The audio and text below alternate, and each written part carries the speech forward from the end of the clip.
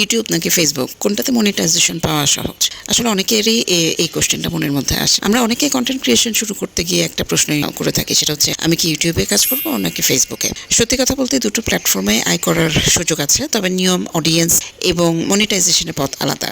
YouTube মনিটাইজেশনের ক্ষেত্রে watch time plus subscribers দরকার। লং টার্ম প্যাসিভ ইনকামের সুযোগ বেশি ইউটিউব চ্যানেলে, আর অ্যাড রেভিনিউ তুলনামূলকভাবে স্থিতিশীল থাকে।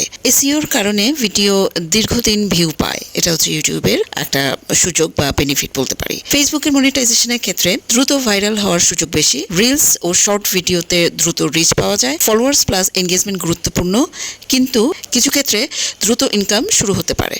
তাহলে সহজ কোনটা? যদি আপনি ধৈর্য নিয়ে দীর্ঘমেয়াদে ব্র্যান্ড করতে চান, ইউটিউব ভালো।